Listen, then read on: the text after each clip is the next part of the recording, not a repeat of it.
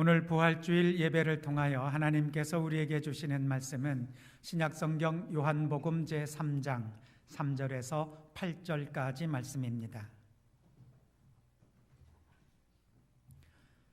요한복음 제3장 3절에서 8절까지 하나님의 말씀을 봉독해 올리겠습니다. 예수께서 그에게 말씀하셨다. 내가 진정으로 진정으로 너에게 말한다.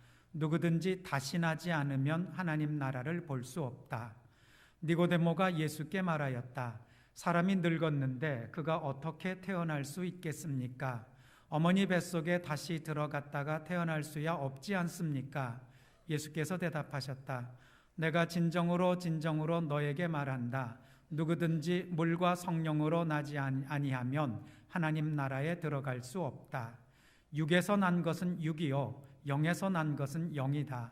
너희가 다시 태어나야 한다고 내가 말한 것을 너는 이상히 여기지 말아라. 바람은 불고 싶은 대로 분다. 너는 그 소리는 듣지만 어디에서 와서 어디로 가는지는 모른다. 성령으로 태어난 사람은 다 이와 같다. 아멘. 오늘 본문은 사실 부활주일 때 사용하는 본문은 아닙니다. 이 본문은 예수님과 니고데모 사이에서 이루어진 그런 대화로 사람이 거듭나는 것에 대한 그런 의문점에 대해서 주님께서 설명하시는 그런 본문으로 되어 있습니다. 그런데 우리 성도들께서 한번 생각을 해보시기 바랍니다. 성도들께서 신앙생활 하실 때 부활을 경험하실 수 있겠습니까? 부활에 대해서 들을 수도 있고 배울 수도 있고 공부할 수도 있고 이해할 수도 있지만 우리 성도들은 부활에 대해서는 경험할 수가 없습니다. 왜냐하면 부활은 죽었다가 살아야 되기 때문에 그렇습니다. 살아있는 동안에 부활을 경험한다면 그것은 부활이 아니라 거듭남일 것입니다. 그래서 오늘 설교의 제목이 거듭남과 예수님의 부활입니다. 물론 우리도 부활할 것입니다. 그건 주님의 재림과 연관되어 있기 때문에 재림 전에 우리가 육신의 삶을 벗는다면은 예수님의 재림과 함께 그때 부활할 것이고, 혹시라도 우리가 살아있는 동안에 주님께서 재림하신다면 산자의 생명의 부활로 우리가 임하게 될 것입니다. 그러나 어느 누구도 예수님께서 재림하시기 전에 부활을 경험할 수는 없습니다. 그렇기 때문에 예수 그리스도의 부활에 관해서 우리가 먼저 성경이 무엇이라고 우리에게 가르쳐 주는지를 살펴보고 나에게 적용되는 그 의미를 깨닫는 것이 옳을 줄로 압니다. 예수님의 부활에 대해서는 부활 주일마다 또는 부활 때가 아니더라도 복음서의 여러 본문들을 통해서 우리 성도들께서 이미 알고 있으신 사실들이 있습니다. 부활할 것이라고 예수님께서 예고하셨고 예수님 부활하셨는데 이상한 현상이 벌어집니다. 사람들이 어리둥절하고 당황하고 잘 안 믿습니다. 그 이유들을 한번 우리 성도들께서 생각해 보셔야 됩니다. 분명히 예수님께서는 살아생전에 제자들에게 3번씩이나 죽었다가 다시 살아나실 것이라고 예고를 했습니다. 그런데 정작 주님께서 살아나셨을 때 먼저는 여자들이 갔었지요. 그것도 부활을 기대하고 갔던 것은 아닙니다. 온전하게 장례를 치르려고 향품과 기타 다른 그런 천들을 가지고 그리고 올라간 것으로 그렇게 추정이 됩니다. 그 말을 듣고 베드로와 요한이 달려갔습니다. 감격해서 내려온 것이 아니라 이상하고 어리둥절해서 내려왔습니다. 왜 그랬을까? 왜 그랬을까? 사람들은 그것도 가까운 제자들인데 부활의 현장에서 왜 예수님의 부활에 대해서 어리둥절하고 이상하게 생각을 했을까?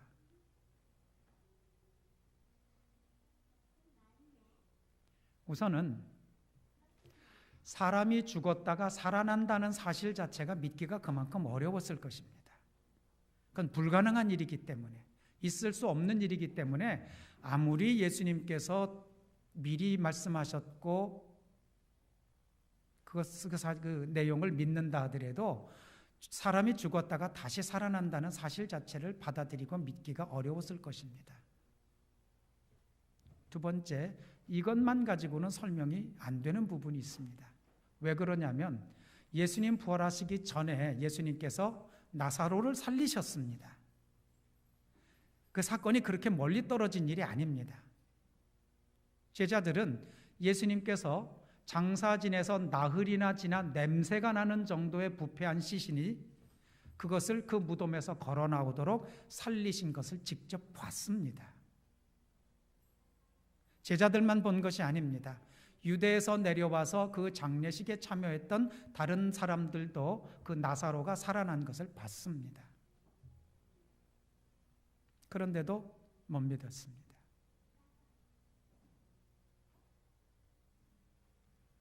학자들은 더러 그런 이야기를 합니다. 이 개념이나 내용은 말씀을 드리면 우리 성도들도 맞아, 나도 그것을 들은 적이나 읽은 적이 있어라고 그렇게 생각해 나실 텐데, 사람들이나 제자들이 본 것은 예수님이 부활하시는 모습을 본 게 아닙니다.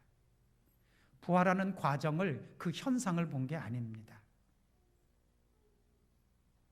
나사로의 경우는 시신이었던 나사로가 무덤 굴 문을 젖히고 그 안에서 시신 상태에서 생명을 얻어서 걸어 온몸에 그 천을 감싼 채로 나오는 모습을 봤지만, 예수님의 부활의 경우는 어느 누구도 시신에서 다시 생명으로 일어나시는 과정을 지켜본 사람이 없습니다. 사람들이 본 것은 무덤이 비어 있다는 것을 본 것입니다.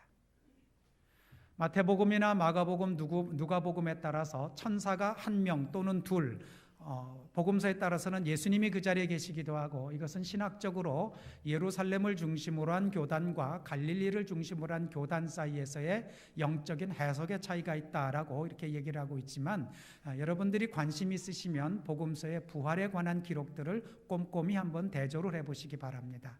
본 사람들마다 다 다르고 혼란스럽습니다. 성경은 그것을 그대로 놔두고 있습니다. 읽고 성령께서 인도하시는 대로 받아들이라는 뜻입니다. 아무것도 보지 못한 분도 있고, 천사 한 사람이 있는 것을 본 사람도 있고, 둘이 있는 것을 본 사람도 있고, 예수님이 계신 것을 본 사람도 있고, 그런데 그 모두도 부활의 과정을 본 것이 아니라 무덤이 비어 있는 것을 봤다라는 거죠. 그래서 더러 책을 읽으시거나 다른 설교나 강의를 들으신 분들은 빈무덤이라는 이야기를 들으신 적이 있을 것입니다. 이런 부분이 사람들이 그렇게 흔쾌히 주님의 부활을 역사적인 사실로 받아들이는데 약간의 걸림돌이 됐을 수는 있습니다. 하지만 그 어떤 그런 부분들이 있다 하더라도 예수 그리스도께서 부활하신 것 자체가 아니라고 이야기할 만큼 결정적인 증거도 되지 아니하고, 예수님께서 부활하신 것은 예고하시고 하나님의 계획에 따라서 그 새벽에 주님께서 부활을 하셨던 것입니다. 참 놀라운 것은 그 이후에 제자들의 변화입니다. 우리 성도들도 한번 생각을 해보시면 참 좋겠습니다. 복음서를 깊이 있게 읽다 보면 참 제자들이 한심해 보입니다. 그렇죠? 그렇게 오랫동안 가르치시고 그렇게 많은 놀라운 일들을 보여주시고 함께 생활하시면서 그 존경스럽고 기가 막힌 하나님의 아들의 삶을 체험을 하면서도 그 재판받고 처형받는, 그래서 죽으시는 그 순간에 그렇게 모조리 다 잃어버릴 수가 있을까? 이상하지 않습니까? 보통의 웬만한 사람이라도 그러지 않습니다. 그런데 그 뒤에 변화도 또 놀랍지 않습니까? 그랬던 사람들이 어쩌면 그렇게 놀랍게 변화를 했겠느냐. 하나님이 인간을 다스리는 방법이라고 생각을 하고 우리 성도들도 그 점을 한번 생각해 보시기 바랍니다.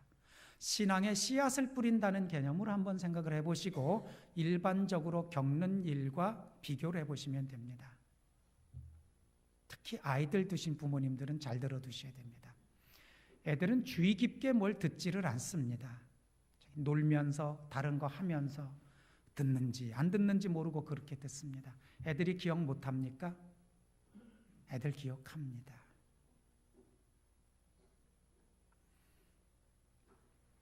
예전에 읽으셨던 책, 겪었던 사고, 사람들과의 대화 다 기억하고 계세요?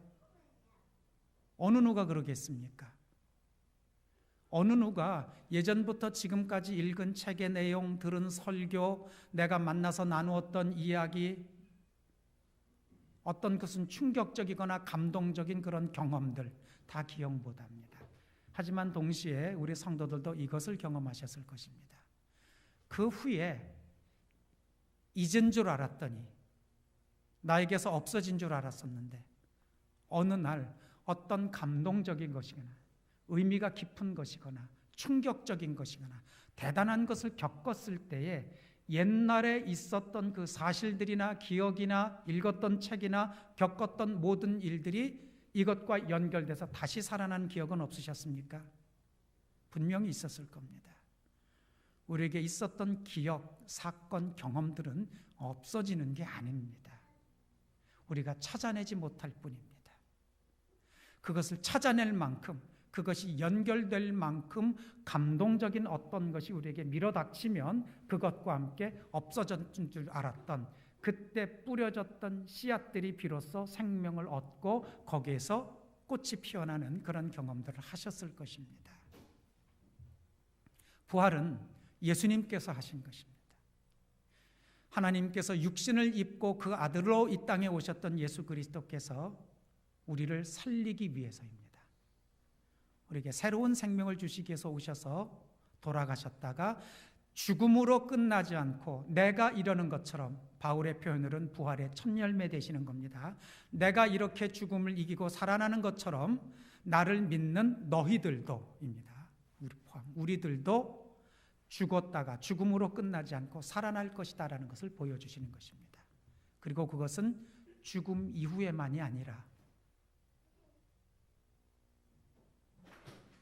지금 우리가 예수님을 제대로 믿을 때 우리 안에 그런 새로운 삶으로 다시 살아나는, 예전의 내 모습에 결정적인 어떤 일이 이루어졌을 때 그것으로 말미암아 지난 내 삶까지도 온전하게 다시 연결돼서 의미가 확실해지는 그런 삶을 우리에게 돌려주신다. 이게 부활의 의미이고, 부활의 의미는 우리가 죽었을 때뿐만이 아니라 살아있을 때 영향을 미치는데, 살아있을 때 결정적으로 영향을 미치는 것이 거듭나는 것입니다. 그 거듭남에 대해서 요한복음 3장에 예수님께서는 니고데모와 이런 대화를 나누십니다. 예수께서 그에게, 니고데모입니다, 말씀하십니다. 내가 진정으로 너에게 말한다. 누구든지 다시 나지 않으면 하나님의 나라를 볼 수 없다. 다시 난다라는 말이 중생 또는 거듭남이라고 합니다. 니고데모는 아주 논리적이고 그리고 상식적이고 그리고 합리적인 질문을 합니다. 말씀은 좋으시지만 사람이 늙었는데 그가 어떻게 다시 태어날 수 있겠습니까? 이 체격을 가지고 이만큼 내가 이미 컸는데 어머니 뱃속에 다시 들어갔다가 태어날 수야 없지 않습니까? 그럴 때 예수께서 대답하십니다. 질문 첫 번째를 이제 생각하셔야 됩니다. 다시 난다 또는 거듭남에 대해서 예수님께서는 무엇이라고 그 내용을 다른 방법으로 설명합니까? 본문 안에 있죠. 그런데 이 질문은 좋은 질문이 아닙니다. 왜냐하면 두 번째 질문에서 답을 주고 있기 때문입니다. 여러분, 꼼꼼하신 분들은 3절 말씀과 5절 말씀을 하나씩 비교해 보시기 바랍니다. 문장 구조와 내용이 정확하게 일치하는 것을 보실 수가 있습니다. 3절과 5절은 중요한 몇 단어만 바꾸고 문장의 구조와 내용이 정확하게 일치하고 있습니다. 그렇다면은 다시 나지 않으면 자리에 5절에서는 무엇이 들어가 있는지를 보면 첫 번째 질문의 답을 찾으실 수가 있는 거죠. 물과 성령으로라고 되어 있습니다. 즉 우리가 죽었다가 다시 태어나는 부활의 경우에는 다르지만 지금 내가 살아가는, 여지껏 살아왔듯이 또 살아가는 중간에 우리가 거듭나는 것과 관계돼서는 물과 성령으로 나는 것을 주님께서는 다시 나는 것으로 규정하고 있다. 성경이 그렇게 가르쳐주고 있다는 걸 확인할 수가 있습니다. 물과 성령으로 다시 나는 것에 대해서는 지난 몇 주간 동안 계속적으로 말씀을 드렸습니다. 물이라는 것은 세례를 의미한다라는 걸 들으셨습니다. 그리고 이때의 세례가 뜻하는 것은 세례로 완전히 씻음을 받았다는 뜻이 아니라, 물론 세례 예식을 할 때는 물에 적셔서 머리에 얹고 안수를 하지만 그 의미는 내가 전에는 예수님을 몰랐었는데 예수님을 알고 보니까 예수님이야말로 내 인생에 얹혀져 있는 고통과 죄나 아픔과 나로서는 극복할 수 없었던 여러 가지 억누르는 이런 무거운 죄 짐으로부터 나를 구해주시고 죽음까지도 극복하도록 해주시는 그리스도 메시아라는 사실을 제가 믿습니다. 이후에는 내가 또다시 잘못을 하거나 흔들리거나 또는 내 마음이 바뀔런지는 모르지만 내가 깨달은 이 신앙 이대로 주님을 나의 주인으로 믿습니다 라는 것을 고백하는 우리의 목, 우리의 책임, 하나님이 우리에게 주신 자유로운 의지에 따라서 내가 그것을 결심하고 받아들이는 그것 위에 교회에 맡겨주신 권한에 따라서 안수하여서 하나님의 자녀가 됨을 선포하는 것이 바로 물입니다. 그 진정성과 그 이후의 삶에 얼마나 그가 주님의 뜻대로 살고자 하는 것이 성실하고 올바른지를 보시면서 하나님께서 그 마음 안으로 들어오시는 것을 성령으로 거듭나는 것이라고 이야기를 합니다. 그 마음이 열렸다고 보시면 회개하고 그러지 않으려는 마음으로 주님을 향하여 두 팔 벌려 무릎 꿇는 것으로 주님께서 보실 때 성령께서 임재하셔서 그 사람은 거듭난 삶을 살게 된다. 물과 성령입니다. 내 안에서 내 스스로가 그러겠다는 하나님 앞에 거룩한 그런 결단과 결심을 하는 것과 그것의 진정성을 보시고 하나님께서 그 안에 들어오셔서 성령으로 거하게 하시는 것. 물과 성령입니다. 세례를 받고 성령이 임하는 경우도 있지만 세례를 받기 이전에 성령께서 먼저 임하는 경우도 있습니다. 어떤 경우가 그럴지를 한번 생각을 해보시기 바랍니다.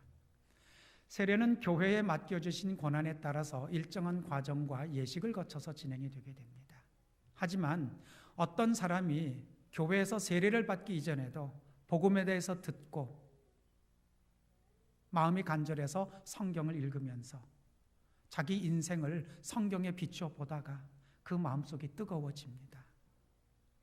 그래서 누구보다도 진실되게 제가 이제는 이전까지의 제 생활을 버리고 주님 받아들이고 그리고 정말 신실하게 살겠습니다 라는 것이 예식으로서의 세례는 거치지 않았어도 하나님께서 보시기에 회개하고 주 예수를 믿고 마음문이 활짝 열린 상태를 보고 성령께서 주시는 것도 우리가 충분히 생각할 수 있는 부분이다라는 점입니다. 물과 성령입니다. 그런 의미에서의 지난 몇 주 동안에 우리 성도들과 함께 살펴본 하나님의 말씀과 우리를 구원하시기 위한 계획들을 살펴보시면 아실 수 있을 줄로 압니다. 6절 말씀은 지금 이어서 설명하기에는 조금 주제가 좀 비켜져 있는 것이기 때문에 이것과 관계된 부분에서 따로 설명을 드리려고 합니다. 6에서 난 것은 6이요 0에서 난 것은 0이다. 6이 0으로 변하는 것도 아니고 0이 6으로 변하는 것도 아닙니다. 이것은 처음부터 존재 양식도 사역하는 영역도 다른 것입니다. 그렇게만 기억하시면 좋겠습니다. 7절은 같은 맥락입니다. 너희가 다시 태어나야 한다고 내가 말한 것을 너는 이상히 여기지 말아라. 중생, 거듭남, 물과 성령으로 다시 태어나는 이 맥락에서 읽으시면 내용은 쉽게 이해가 되실 줄로 압니다. 그 다음 8절입니다. 바람은 불고 싶은 대로 분다. 너는 그 소리는 듣지만 어디에서 와서 어디로 가는지는 모른다. 성령으로 태어난 사람은 다 이와 같다. 성령으로 거듭나는 것을 설명하시다가 왜 바람을 비교하시면서 설명할까요? 세 가지쯤을 우리 성도들이 발견해내시면 참 좋겠습니다. 이 말씀을 하실 때 성령으로 인한 삶의 변화, 성령께서 하시는 일, 거듭남과 관계돼서 왜 예수님께서는 바람을 소재로 비유로 사용하셔서 이 가르침을 더 선명하게 하시려고 할까? 한번 생각해 보시기 바랍니다.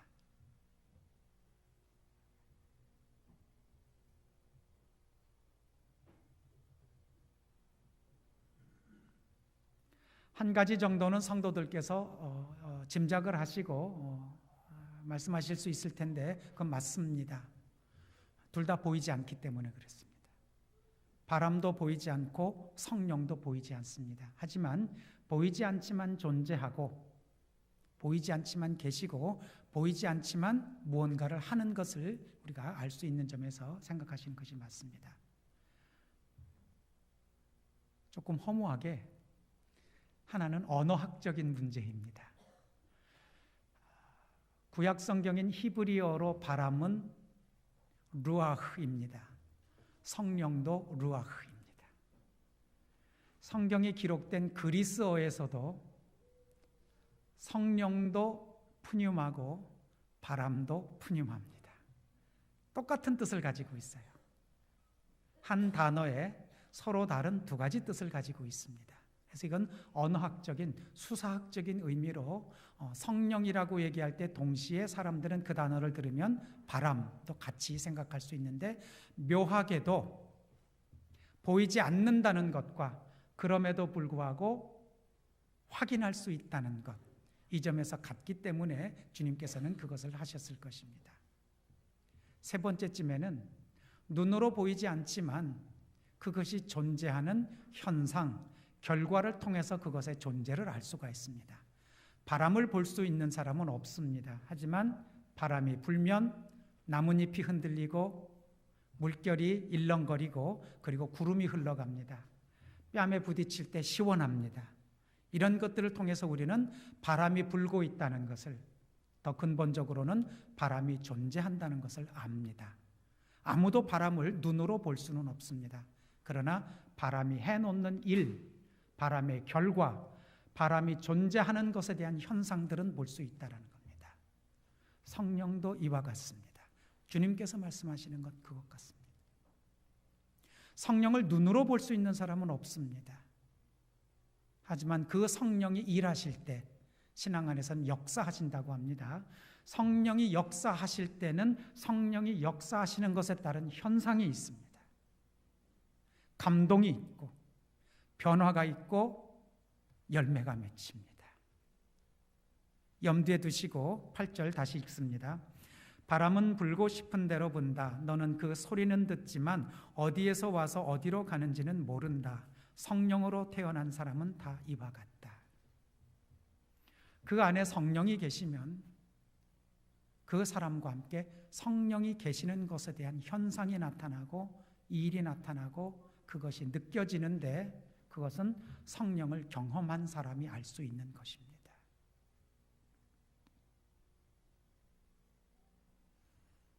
솔직하고 진정성 있게 마음을 열고 단 한 번이라도 그 마음 안에 그리스도께서 인격적으로 임하셨을 때, 물론 그 상태를 우리가 늘 유지하지 못한다는 건 지난번에 말씀을 드렸죠. 그랬다가도 또 흐트러지기도 하고 그랬다가도 또 바뀌기도 하지만 한 번이라도 내 안에 그리스도께서 인격적으로, 다른 말로 성령께서 임재하셨으면 그것은 그때로부터 지금까지 성령의 인도하심을 받고 있는 사람인 것입니다.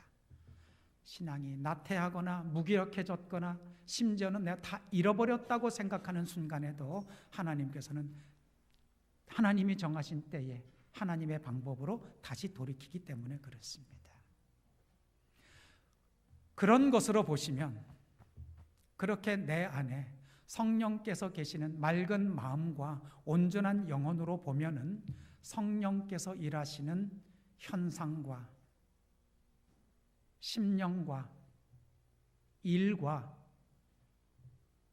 열매들을 보실 수 있다는 뜻입니다. 우리 성도들이 이미 그렇게 되셨고 또는 어떤 분은 그렇게 되고 있으시고 앞으로도 그렇게 되실 줄로 믿습니다. 본인이 아니라고 생각하신다면 꼭 그러셔야 됩니다. 그래야 열매가 나타나고 그래야 인격과 삶과 내 나머지 인생에 주님이 나와 함께 계시는 것으로 인한 그 기쁨이 있기 때문에 그렇습니다. 이번 성찬식은 그렇게 하려고 합니다. 주님께서 내 안에 들어오신다는 것, 주님께서 내 안에 들어오신다는 것, 성령께서 내 안에서 역사하신다는 것, 인격적으로 만난다는 같은 말입니다.